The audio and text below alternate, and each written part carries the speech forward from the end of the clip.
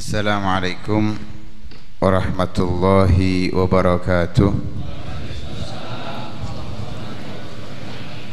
Bismillah walhamdulillah, wassalatu wassalamu ala rasulillah sayyidina maulana Muhammad ibn Abdullah wa ala alihi wa sahbihi wa man walah, wa la hawla wa la quwata illa billah. Melanjutkan daripada kitab Al-Habib Ahmad bin Zain Al-Habashi, kitab Risalatul Jami'ah, yang di pertemuan lalu telah disampaikan tentang kisah beliau, perjalanan hidup beliau, sedikit daripada apa yang dilalui dalam hidup beliau, khususnya di dalam menuntut ilmu agama Allah Subhanahu wa ta'ala yang beliau dapatkan dengan susah payah, namun hal tersebut membuat beliau mendapatkan keistimewaan yang luar biasa dari Allah Subhanahu wa ta'ala. Di antara buktinya hingga malam ini kitabnya selalu dibaca, diajarkan di mana-mana, baik di Indonesia ataupun di luar Indonesia. Ini di antara kemuliaan yang Allah berikan kepada beliau. Beliau memulai kitabnya dengan Bismillahirrahmanirrahim. Alhamdulillahirabbil alamin, hamdan yuafi ni'amahu wa yukafi'u mazidah. Wa sallallahu ala sayyidina Muhammadin wa ala alihi wa sahbihi wa sallam. Ini adalah muqaddimah, pembukaan daripada kitab. Beliau mulai dengan Bismillahirrahmanirrahim. Kenapa beliau memulai kitabnya dengan Bismillahirrahmanirrahim? Yang pertama, karena mengikuti daripada apa yang disebutkan di dalam Al-Quran, yang diawali di setiap suratnya, bahkan di awal Al-Quran dengan Bismillahirrahmanirrahim. Jadi nyontoh Al-Quran, ngikuti cara Al-Quran,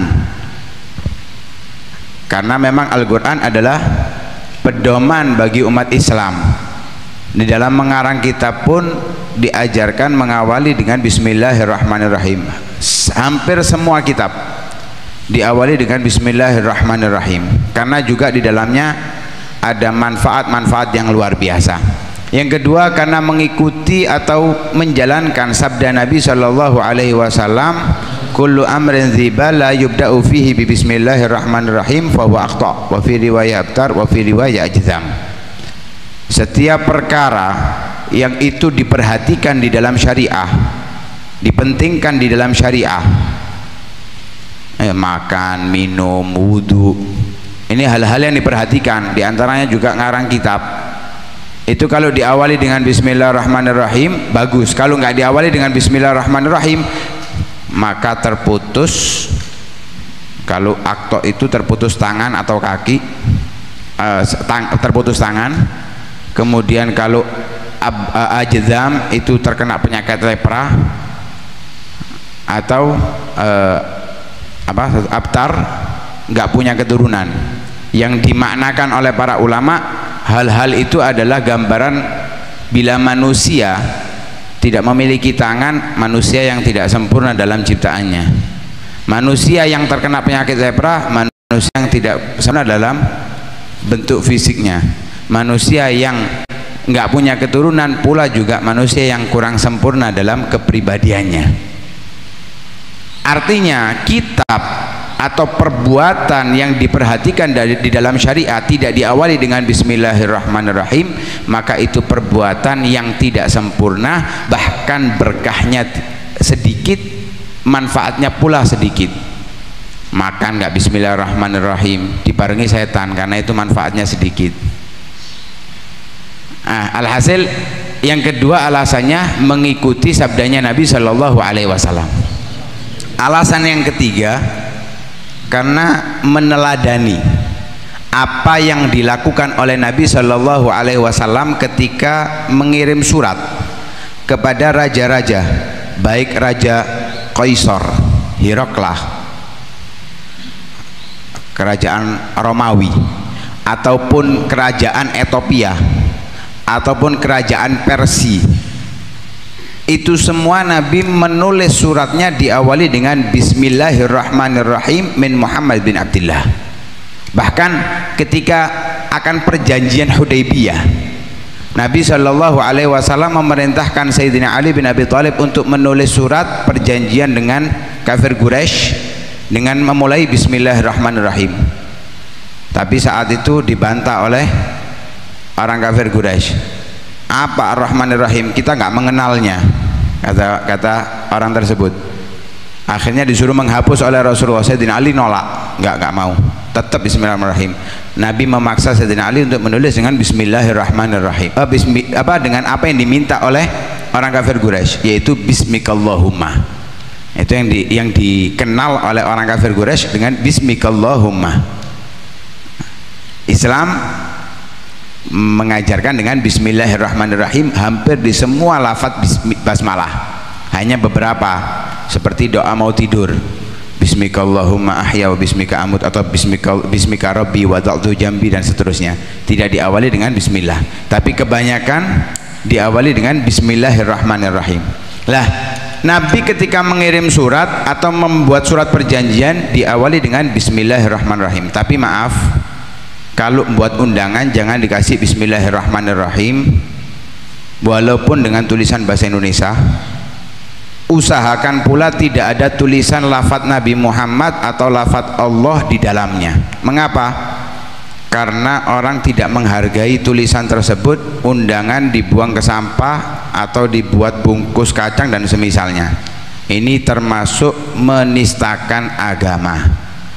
Nah, karena itu perlu diperhatikan kembali untuk setiap menulis undangan. Tiga alasan itulah yang membuat beliau menulis kitabnya diawali dengan Bismillahirrahmanirrahim. Kemudian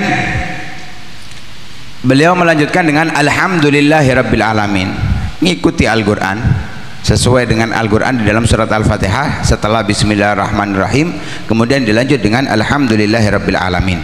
Segala puji hanya milik Allah Subhanahu wa ta'ala, Tuhan semesta alam.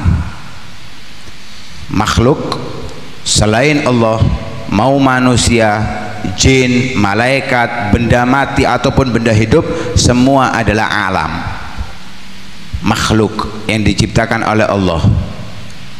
Segala puji bagi Allah Subhanahu wa ta'ala, Tuhan semesta alam. Hamdan, pujian, yuwafi ni'amahu wa yukafi'u mazidah. Pujian ini dilontarkan sekedar hanya untuk mengimbangi, untuk membandingi kenikmatan-kenikmatan yang diberikan oleh Allah Subhanahu wa ta'ala. Karena kita manusia, makhluk, dipenuhi dengan nikmat oleh Allah Subhanahu wa ta'ala, khususnya kita yang diberikan nikmat Islam dan iman, itu gak bisa membalas apapun. Apa yang kita lakukan semua adalah pemberian Allah Subhanahu wa ta'ala. Karena itu kita hanya mengucapkan Alhamdulillah sekedar mengimbangi saja, tapi nggak sama dengan pemberian Allah Subhanahu wa ta'ala. Sekalipun keistimewaan di dalam melafadzkan Alhamdulillah itu sangat luar biasa. Dikatakan kalimat Alhamdulillah itu terdiri dari 8 huruf. Alif, lam, ha, mim, dal. Lam, ha. Ada 8 huruf. Lah 8 huruf ini gambaran pintu surga Allah Subhanahu wa ta'ala, ada 8. Siapa yang membaca Alhamdulillah, maka terbuka 8 pintu surga untuknya. Bukan sekedar mengucapkan ya, benar-benar memahami makna kalimat Alhamdulillah. Lah kita ucapkan kalimat Alhamdulillah hanya sekedar mengimbangi atas kenikmatan-kenikmatan yang diberikan oleh Allah Subhanahu wa ta'ala. Seperti contohnya gambaran mudah kita ketika kita diberi oleh seseorang uang 100 juta, kita hanya bisa mengucapkan apa? Terima kasih. Kenapa? Kita gak bisa bales, apalagi kita dikasih saat-saat kita benar-benar membutuhkan. Yang kita hanya bisa ucapkan hanya terima kasih, karena kita nggak bisa membalas apa yang dia berikan.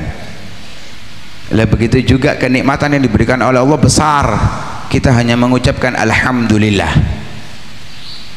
rasa bentuk syukur kita kepada Allah Subhanahu wa taala hanya kita ucapkan dengan kalimat alhamdulillah. Namun perlu kita ketahui pengertian kalimat hamdun sedikit saja. Kalimat hamdun itu adalah perbuatan yang mengungkap atau menunjukkan bahwa kita mengagungkan sang pemberi nikmat, baik itu nikmat diberikan kepada kita ataupun kepada orang lain.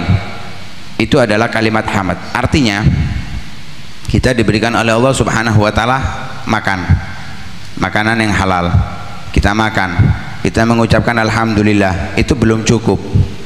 Harus kita lakukan dari makanan tersebut yang kita makan kepada perbuatan yang menunjukkan kita takzim, memuliakan, mengagungkan Allah Subhanahu wa taala. Kalau kita gunakan untuk maksiat, maka kalimat alhamdulillah itu sia-sia. Karena itu tadi disebutkan siapa yang mengucapkan alhamdulillah dibuka pintu surga. Tapi kalau digunakan untuk maksiat gak dibuka itu pintu surga. Tetap tertutup bagi orang-orang yang seperti itu. Karena itu kenikmatan yang diberikan oleh Allah kita ucapkan dengan alhamdulillah dibarengi dengan perbuatan yang menunjukkan memuliakan kepada Allah, mengagungkan Allah Subhanahu wa taala. Wa yukafi'u mazidah. Karena di dalam mengucapkan alhamdulillah juga kita di situ mengharap untuk mendapatkan tambahan nikmat yang diberikan oleh Allah Subhanahu wa taala, sebagaimana dalam Al-Qur'an la in syakartum la azidannakum. Yang bersyukur atas kenikmatan yang diberikan oleh Allah akan ditambah oleh Allah Subhanahu wa taala. Dan setiap kenikmatan yang diberikan oleh Allah itu ada tambahan lagi secara tidak sadar kita rasakan. Contoh, kita dikasih kenikmatan Islam, kita juga ditambah kenikmatan dari Islam itu taufik, kekuatan untuk kita beribadah kepada Allah Subhanahu wa ta'ala. Maka itu adalah tambahan kenikmatan dari Allah Subhanahu wa ta'ala, sehingga kita bisa melakukan ketaatan. Dari ketaatan itu kita membutuhkan lagi untuk menambah ketaatan lagi, taufik lagi dari Allah Subhanahu wa ta'ala.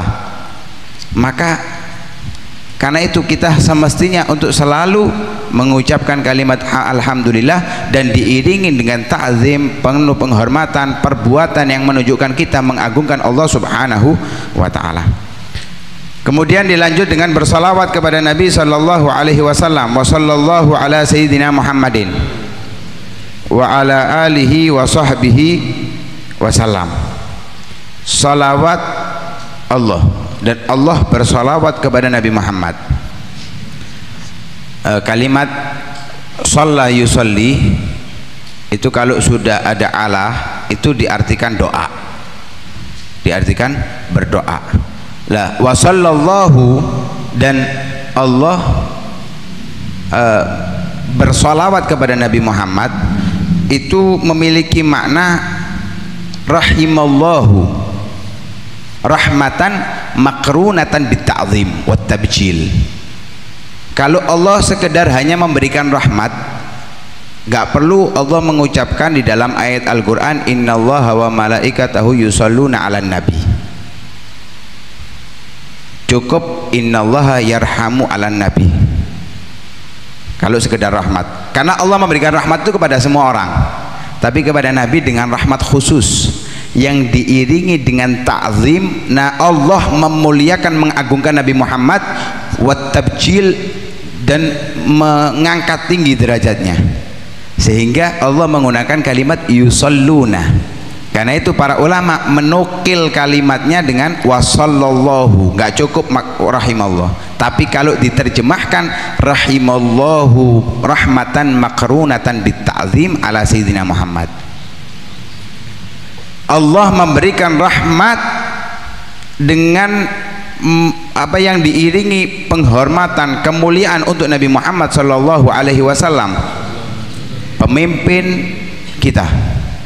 Kalimat sayyid, sayyid itu maknanya luas, dan semua makna dari kalimat sayyid itu cocok untuk Nabi Muhammad. Kalau ada seseorang dipanggil dengan ya sayyidi, belum tentu dia cocok panggilan sayyid. Dari semua sifatnya, mungkin dari sebagian sifat. Seperti contoh, Kan kalau diterjemahkan bahasa Indonesia itu saya itu tuan, sayyidi, tuanku. Yang cocok dipanggil tuan itu dari segala arti daripada sayyid hanya Nabi Muhammad, yang lainnya enggak. Contoh, tentara panglimanya. Kalau bahasa bawahan ke atasan itu, kalau dengan bahasa Arab sayyidi, seperti itu, tuanku. Atau prajurit ke rajanya, tuanku. Dia mengucapkan kalimat tuanku. Tapi enggak semua arti tuan layak untuk disematkan kepada dia, hanya sebagian. Mungkin karena dia adalah bawahannya, mungkin dia adalah balai tentaranya. Tapi kalau makna sayyid yang luas diantaranya adalah al-halim alladzi la yastafizuhu ghadab. Seorang yang bijaksana yang tidak mudah terpancing emosi. Nah, ini enggak semua orang bisa. Nabi Muhammad diludahi pernah, dilempar batu pernah, kemudian dicaci maki pernah, dicekik pernah, dilempar kotoran pernah. Tapi tidak ada satu kata pun dari Nabi Muhammad yang mendoakan untuk mereka celaka, enggak.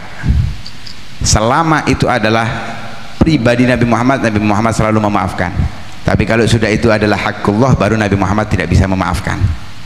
Selama itu adalah Nabi Muhammad dirinya yang dihina, dirinya yang dicaci, beliau selalu memaafkan. Tapi ketika Allah yang dihina, Allah yang dicaci, baru beliau tidak mau melepaskan keinginan mereka sia-sia, dibiarkan. Enggak, pasti Allah Nabi Muhammad akan marah, dan kemarahannya pun nampak dari wajahnya Nabi Muhammad sallallahu alaihi wasallam. Dan mudah-mudahan pula rahmat Allah diberikan kepada keluarga Nabi Muhammad sallallahu alaihi wasallam serta para sahabatnya. Yang dianggap keluarga Nabi itu katanya Imam Syafi'i ada 3. Jadi alun Nabi itu ada 3. Ada alun Nabi itu maqamuz zakah, kedudukan yang haram untuk menerima zakat. Itu yang beriman dari Bani Hashim dan dari Bani Muttalib. Jadi satu garis nasab dengan Nabi yang bertemu di Abdi Manaf, Bani Hashim dan Bani Muttalib. Turun-temurunannya itu adalah orang-orang yang haram menerima zakat. Yang kedua ada maqamul madah, kedudukan yang layak untuk dipuji dari keluarga Nabi, yaitu kullu mu'minin taqi. Setiap orang yang beriman yang bertakwa itu adalah alun Nabi, keluarga Nabi sallallahu alaihi wasallam. Yang ketiga ada maqamud doa, yang selalu mendapatkan doa. Seperti sholawat yang diucapkan wa sallallahu ala sayyidina Muhammadin wa ala alihi wa sahbihi, itu kalimat al di situ adalah kullu mu'minin walau rusuh. Setiap orang yang beriman walaupun dia adalah orang pelaku maksiat, dia mendapatkan doa tersebut, wa sallallahu ala sayyidina Muhammadin wa ala alihi wa sahbihi. Sahabat Nabi adalah orang-orang yang beriman yang pernah berjumpa dengan Nabi di masa hidup Nabi, dan yang menemui Nabi tersebut dalam keadaan beriman kepada Nabi Shallallahu Alaihi Wasallam, sekalipun buta, nggak ada masalah. Pokoknya saat berjumpa dengan Nabi dalam keadaan beriman kepada Nabi Shallallahu Alaihi Wasallam, dan di masa hidupnya Nabi, Nabi. Kalau Nabi sudah wafat, berjumpa dengan Nabi, dia tidak dikatakan sahabat Nabi. Lah, sahabat itu selalu dalam keadaan mulia. Mereka dikatakan udul, orang-orang yang dapat dipercaya siapapun dia. Dari yang termulia Sayyidina Abu Bakar As-Siddiq sampai yang terbawa daripada sahabatnya Nabi, mereka adalah orang-orang yang mulia di sisi Allah Subhanahu wa taala. Dan hubungan persahabatan itu tidak putus hanya sekedar dengan karena pernah keluar dari Islam. Karena ada beberapa sahabat Nabi itu sempat keluar dari Islam kemudian kembali ke Islam lagi, tetap mereka dikatakan sahabat Nabi Shallallahu Alaihi Wasallam, orang-orang yang mulia, yang Nabi mengatakan dengan salah satu kita ikut mereka, salah satu terserah. Oh saya cocok dengan Sayyidina Abu Bakar, ngikuti caranya Sayyidina Abu Bakar, monggo. Oh saya cocok dengan Sayyidina Umar, ngikuti Sayyidina Umar, monggo. Salah satu pokok dari sahabat kita ikuti, kita mendapatkan jalan yang benar dari Allah Subhanahu wa Ta'ala. Wassalam, dan mudah-mudahan pula Allah Subhanahu wa Ta'ala memberikan keselamatan kepada Nabi Muhammad, kepada keluarga Nabi Muhammad dan para sahabat Nabi Muhammad sallallahu alaihi wasallam. Wallahu a'lam bishawab. Mudah-mudahan apa yang kita dapatkan manfaat bisa kita amalkan sedikit demi sedikit, dan mudah-mudahan apa yang bisa kita amalkan mendapatkan stempel diterima oleh Allah Subhanahu wa Ta'ala. Amin amin ya rabbal alamin. Sallallahu alaihi wasallam Muhammadin wa ala alihi wasallam. Walhamdulillahi rabbil alamin.